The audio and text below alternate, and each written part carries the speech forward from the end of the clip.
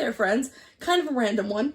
I saw that they had posted some of the little clips of the Jesus Christ Superstar performance at the Bull with Cynthia Erivo and Adam Lambert, and I thought, why not watch one?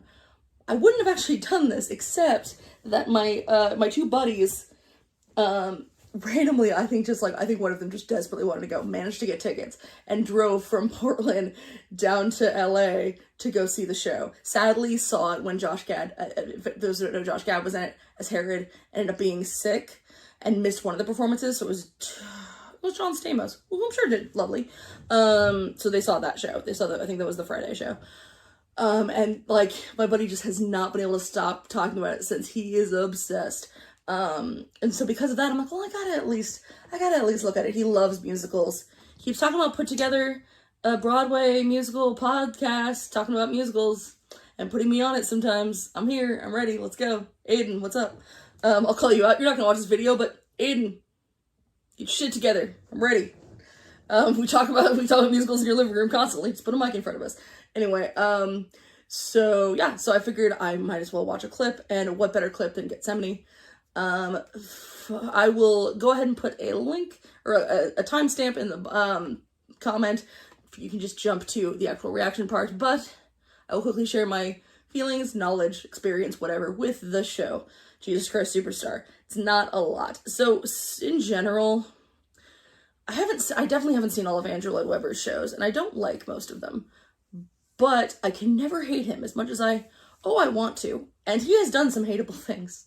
He's quite easy to hate, but he did make Phantom of the Opera, and that was like the first stage show I ever fell in love with. I remember being so anti-musical in 6th grade, but for some reason it's like, I hate all musicals except Phantom. I don't even know how I read the book, a kid's version of the book, and then found out there was a musical, and there's something about it. I don't know what it was, but I just used to, on my big headphones, listen to that soundtrack, Michael Crawford and Sarah Brightman, nonstop. Just they're like pour over the notes to see everything. I learned all the pieces on the flute when I used to play. Like, I was obsessed. So for that, I will always give some love to Andrew Lloyd Webber. As for Jesus Christ Superstar, I saw some clips of it as a kid because my dad watched it every Easter. And I know that I saw parts of a performance that must have been in like the late 90s, I want to say. And I don't know the exact one, I should have looked it up. I think it must have been the late 90s. That was like a filmed live performance that my dad was watching one time. And I just remember I was around for the Lepers song, and it freaked me out. I was like a kid, it kind of scared me. I wasn't a kid, I was probably 9 or 10. I was easily scared as a kid. And then as an adult, maybe like 2 years ago, I finally saw the movie. I've seen it once. I thought it was fine.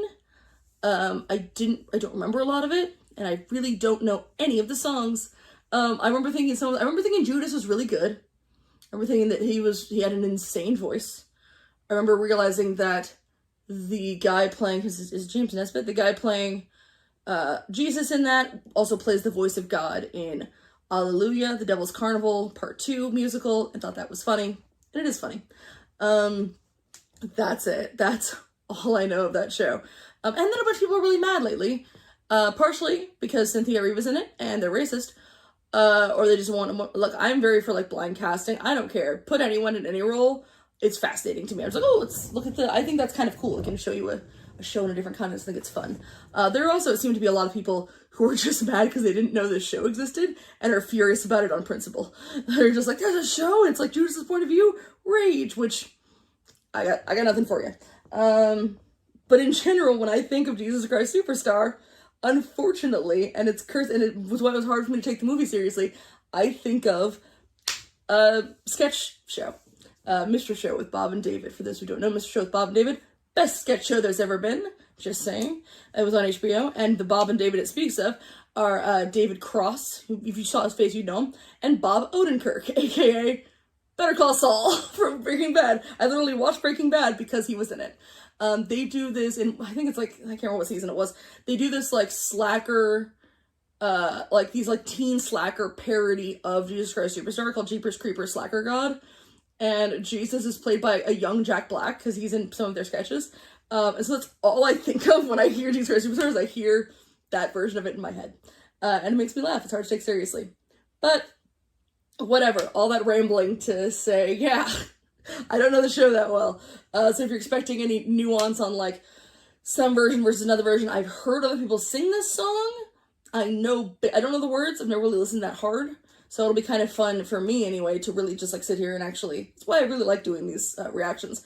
Because a thing that I'm like, yeah, I've seen that. I can really focus on, and I just experience it so much more. It's really cool for me. I love it. I feel like every movie I love, I need to make a reaction to just to love it on a new level.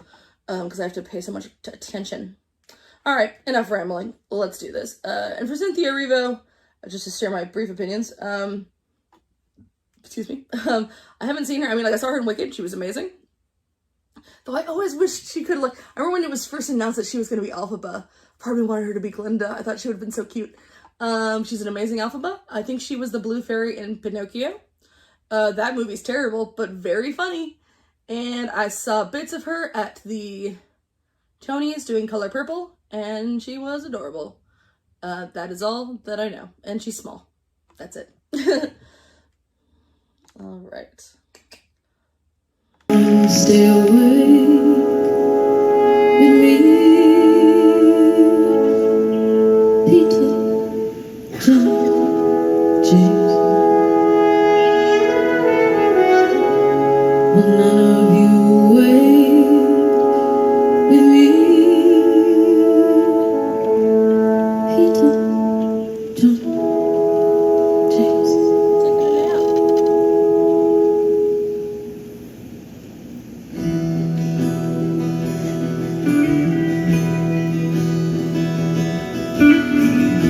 I only want to say,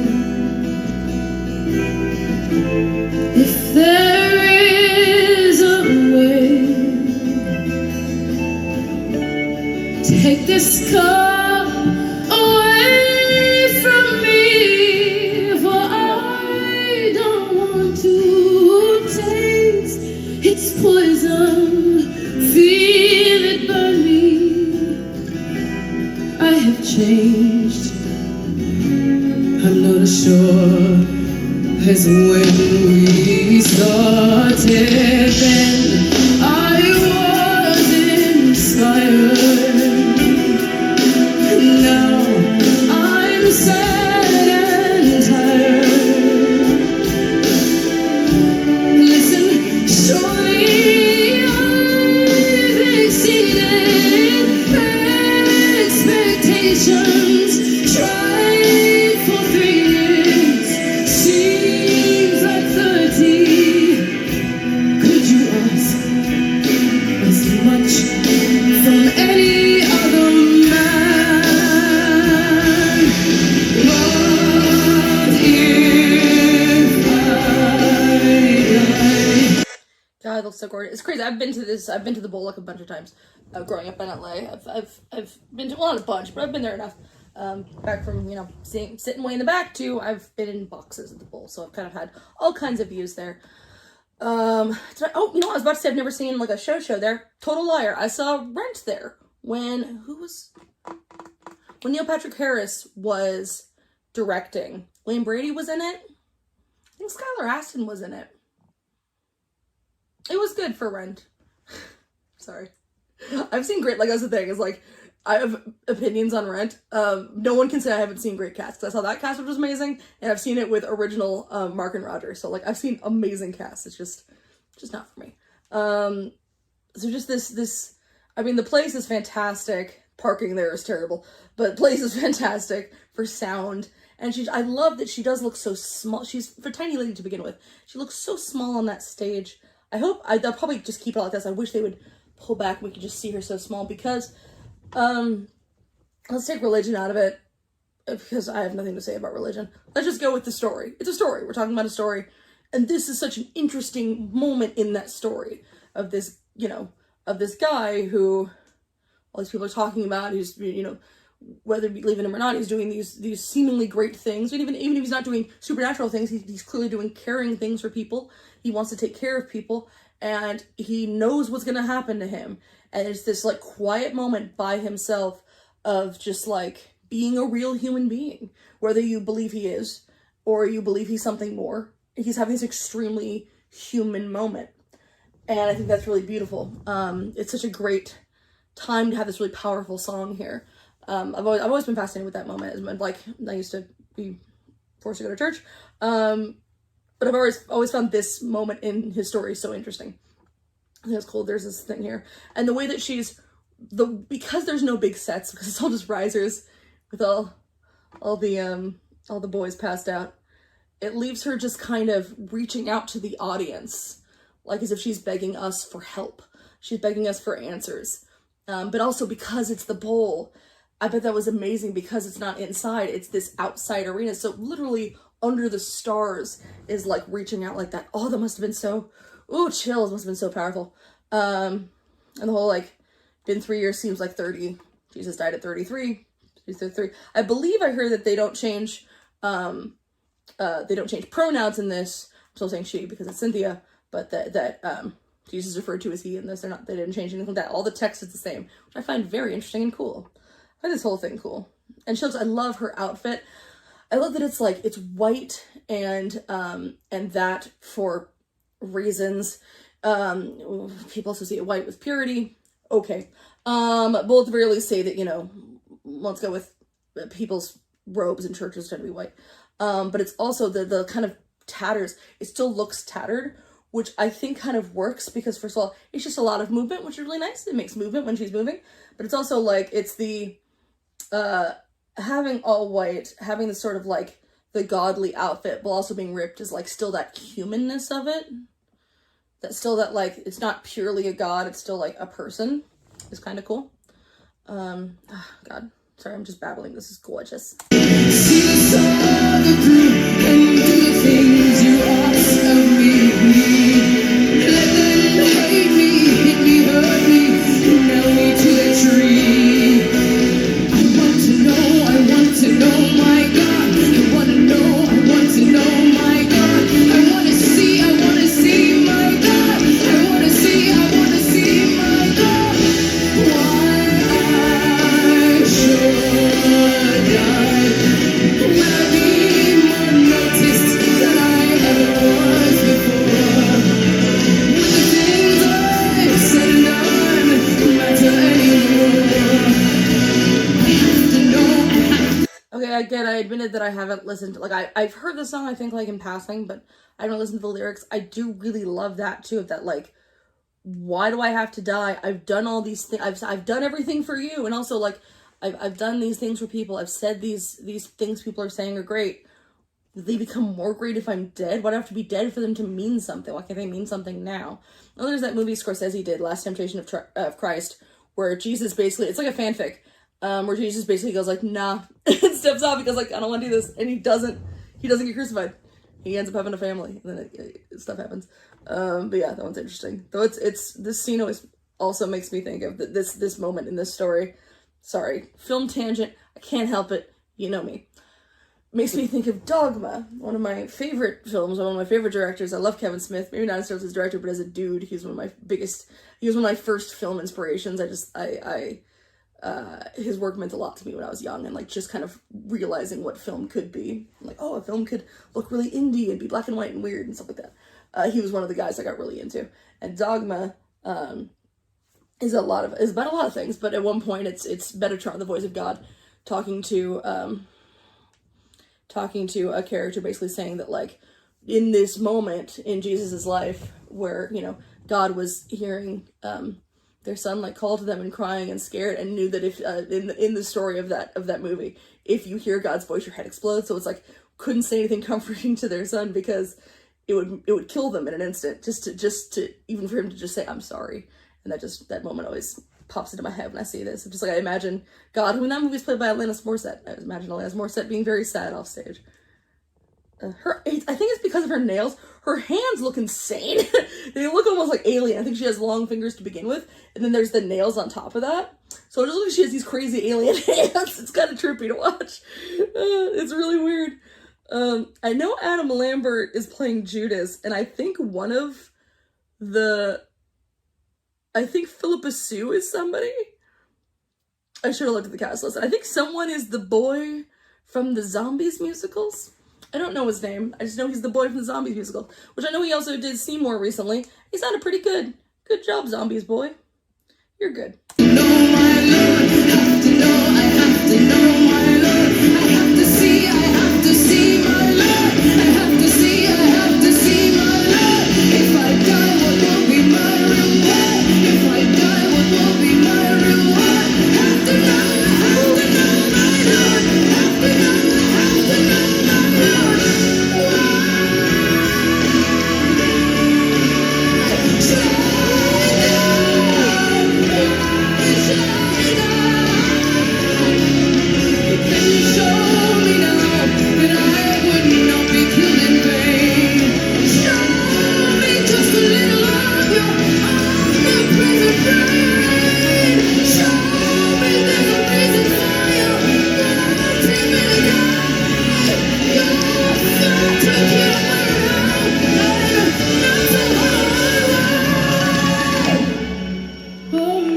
Oh, I got chills. Oh, I got a little teary-eyed for a second. Heavens, I love it when a singer can be so great, both can be so powerful that I don't even like. I can see it completely out of context, and it still makes me a little bit teary-eyed. That moment I know from the song because it's the note. It's the very, very high falsetto note that it's like, and I was expecting her to hit it. I bet she can hit it, and I kind of love that she didn't, because that note, it's very impressive. 100% very impressive, especially to hear from a dude. But the thing is, it's such a, like, I think somewhat iconic and impressive note that you're kind of thinking about the note and not the line. At least I think so. You're just going like, oh wow, look at that guy's note, and you forget what's happening. Whereas because she does it and she like bends herself like that and is lifting her leg like that, it's you're not hearing like, oh wow, that's an impressive note. You're not even hearing, oh wow, she sounds good. You're hearing someone screaming, why should I die? And it really just makes that, it's a gorgeous voice with an uppercut of like what those words actually are. You're watching someone who's just trying to be a good person and is trying to help people, knowing they're gonna have to die tomorrow and it's gonna be painful, and they're gonna have to, like, their family's gonna watch that happen to them, and they're just asking, I didn't do anything wrong, why is this happening? Why do I have to knowingly let it happen? I have to walk forward and allow it to happen to myself. I can barely drive myself to the dentist. That's scary. I know it's gonna hurt. This is way worse. I'm sorry, bit of a weird comparison. But like in that, having just that, she sounds so powerful, but she also sounds like gutted by it. Oh man, I like that so much more. I thought that was way more powerful than just hitting the high note. Again, high note, very impressive. But you just hear the note. You don't really get the emotion from it. And I felt nothing but emotion there. And the way she's kind of moving her body and kind of like rocking herself and her leg going up, it's almost like she's trying to, like, she doesn't know what to do with herself. She's got all this nervous energy and she can't sit still. And oh, it's really good. I love that she's like at the very end of the stage, almost like kind of staring the audience down as if they are God, being like, why won't you tell me something? Like, I shouldn't have to do this. Wow, man. I thought I wouldn't care about this. I owe my buddy a call. Fair enough.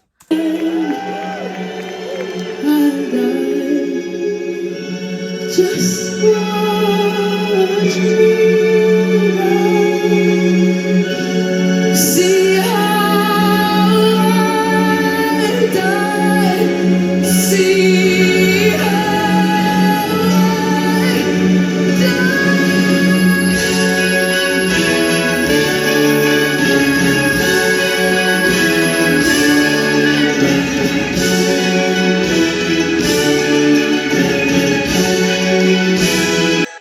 Sorry, just that.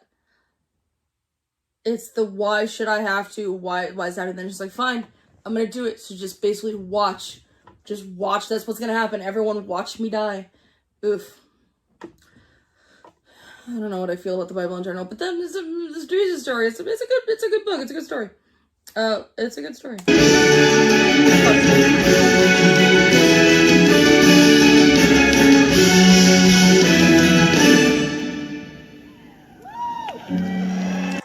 I need that moment again. Go back, dear.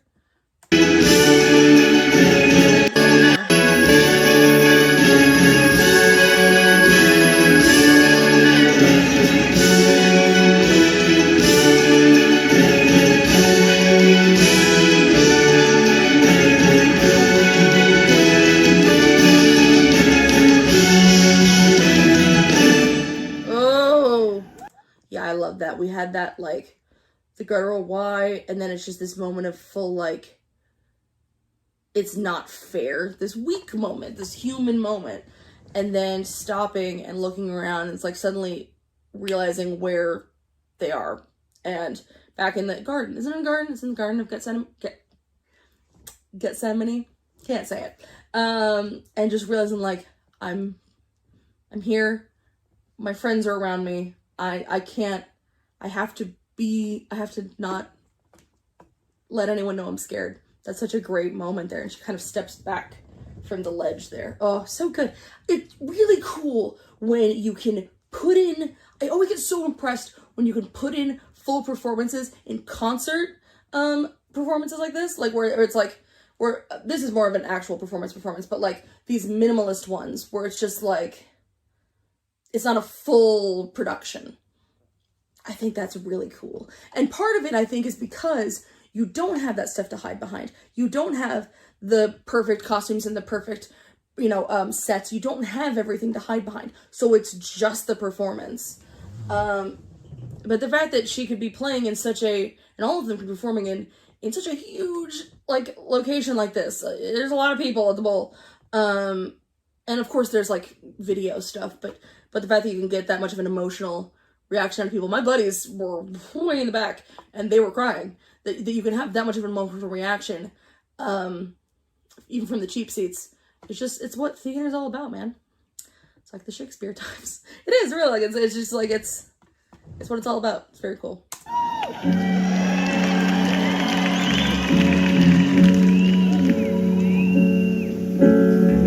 Then I was inspired. Now I'm sad and tired.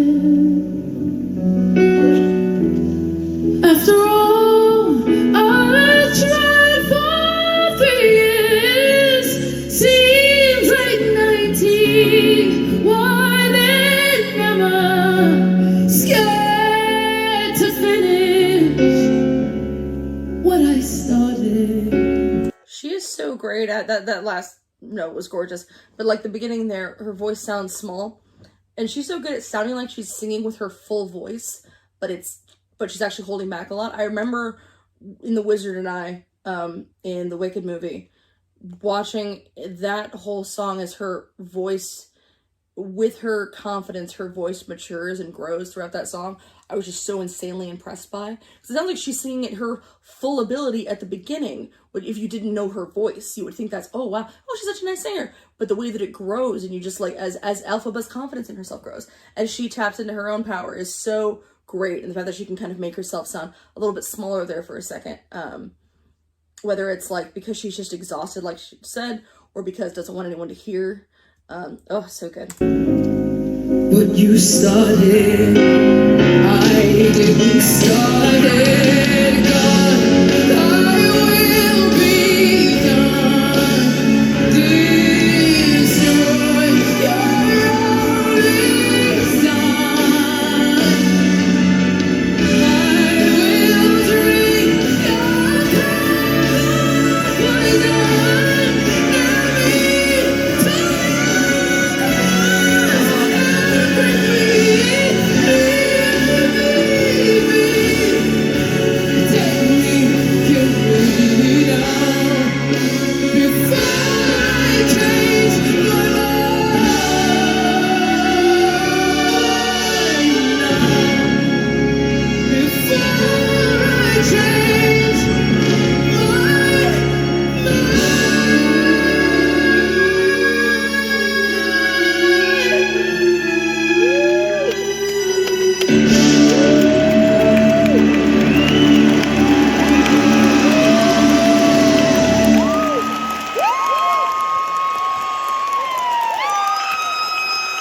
What a great way to end that song, because, as we know from the story, and as I'm sure you see in the musical, like I said, I don't remember the musical that well, but, people either see Jesus as a god, or a leader, or a threat, or all these larger-than-life things, and in that moment at the end of that song, it's just a guy on his, like, hands and knees saying, I'm gonna die in the morning, and that is so, oh god, don't we have feelings about this?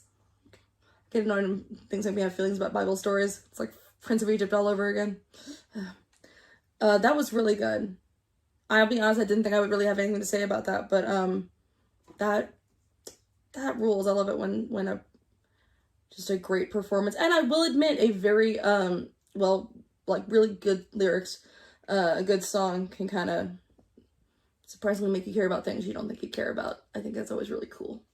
So there we go. That is it. I don't really plan on doing any others. I don't know how many. I think there was like 1 or 2 other songs. People want me to. I totally will. If anyone ever wanted me to cover Jesus Christ Superstar in general, I could, I guess. But I don't need to. It's up to y'all. I'll do whatever you guys want. I don't care. And we're still continuing on with Into the Woods. Before I saw some people in my comments saying Come From Away. I will do Come From Away. I swear. It's gonna be Into the Woods. Then it's gonna be Cabaret. One of them anyway. And then it will be either Deaf West, Cinderella's Castle, or Come From Away. One of those. So there we go. Thanks so much, guys. I will see y'all next time. Thanks for joining me here. This was cool. And you know what? If you've seen Jesus Christ Superstar, like live especially, not just the movie, what did and managed and saw some of this, especially if you were there at this, like what did you think of Cynthia's performance and Labyrinth's? You know, do you think they were great versions of that, or what's your favorite version? I'm just really curious. I don't know a ton about this show. So there you go. Thanks so much, everybody. Bye.